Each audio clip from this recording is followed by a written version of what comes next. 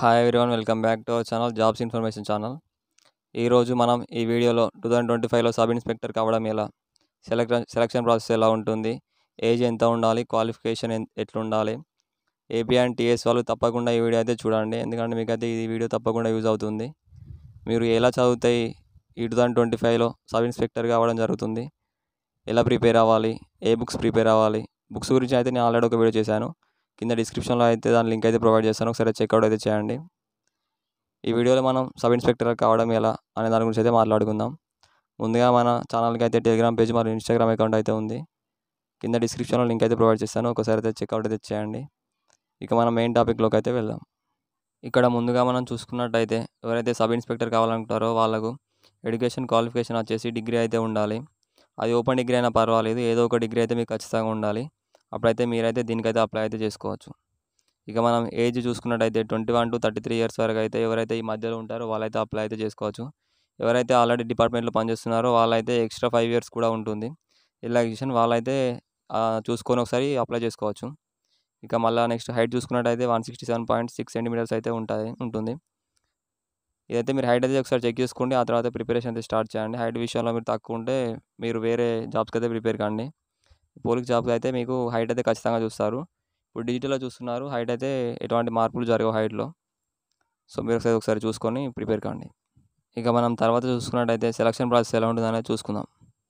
ముందుగా మనకు వచ్చేసి ప్రిలిమినరీ టెస్ట్ అయితే ఉంటుంది, ఆ తర్వాత పీఈటీ పిఎస్టీ అయితే ఉంటుంది. ఇక్కడ మనం ఈవెంట్స్లో మార్క్స్ అయితే ఉంటాయి, మీకు పీఈటీలో అయితే మార్క్స్ అయితే ఉంటాయి. దీనికి ఓన్లీ రన్నింగ్ అయితే మార్క్స్ అయితే మనం క్యాలిక్యులేట్ చేయడమే జరుగుతుంది. నాకు 600 మీటర్స్ అయితే ఉంటుంది, దాన్ని మనం టైమింగ్ ఎంత తక్కువ టైమింగ్లో మనం అయితే పూర్తి చేసి దానికైతే మార్క్స్ అయితే మనకైతే యాడ్ చేయడమే జరుగుతుంది. ఇక తర్వాత చూసుకున్నట్టయితే లాంగ్ జంప్ మరియు షార్ట్ పుట్ కూడా ఉంటుంది. లాంగ్ జంప్ చూసుకున్నట్టయితే 4 మీటర్స్ అయితే లాంగ్ జంప్ అయితే ఉంటుంది. దీనికి జస్ట్ క్వాలిఫైయింగ్ నేచర్ మాత్రమే, దీనికి ఎటువంటి మార్క్స్ అయితే యాడ్ అవ్వవు. ఇక తర్వాత షార్ట్ పుట్ చూసుకున్నట్టయితే 7 మీటర్స్ అయితే మీరు షార్ట్ పుట్ అయితే వేయాలి. ఇది కూడా జస్ట్ క్వాలిఫైయింగ్ నేచరే, మీకు ఓన్లీ రన్నింగ్ మార్క్స్ మాత్రమే జస్ట్ యాడ్ చేయడమే జరుగుతుంది. ఇక్కడ మనకు ఈవెంట్స్ పూర్తయిన తర్వాత మెయిన్స్ ఎగ్జామ్ అయితే ఉంటుంది.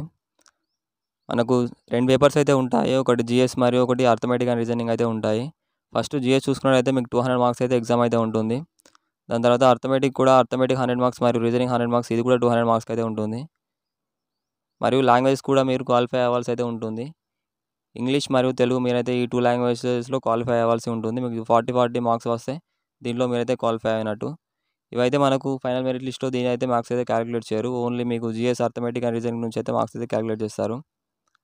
సరే మీరైతే చూసుకోండి, ఇక్కడ స్క్రీన్ పై మీరు చూసుకోవచ్చు, మీకు అయితే క్లారిటీగా అయితే మెన్షన్ చేశాను. ఇక్కడ మనం ఎక్స్పెక్టెడ్ కట్ ఆఫ్ గురించి అయితే మాట్లాడుకున్నట్టయితే సివిల్ ఎస్ఐకి వచ్చేసి ఓన్లీ మార్క్స్ మాత్రమే క్యాలిక్యులేట్ చేస్తారు. ఓన్లీ మీకు పేపర్ 1 పేపర్ 2లో వచ్చిన మార్క్స్ మాత్రమే క్యాలిక్యులేట్ చేసి మీకు అయితే జాబ్ అయితే ఇస్తారు.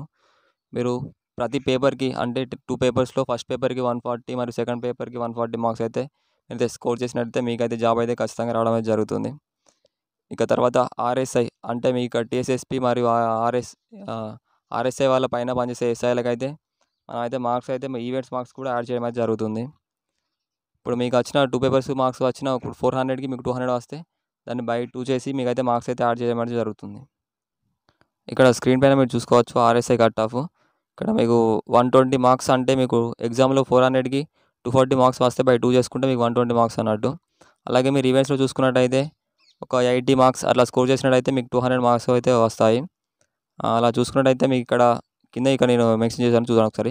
ఎగ్జామ్ మార్క్ 120 ప్లస్ మరియు ఈవెంట్ స్కోర్ 85 అంటే 205 మార్క్స్ మీకు అయితే ఆర్ఎస్ఐ అయితే జాబ్ అయితే రావడం అయితే జరుగుతుంది.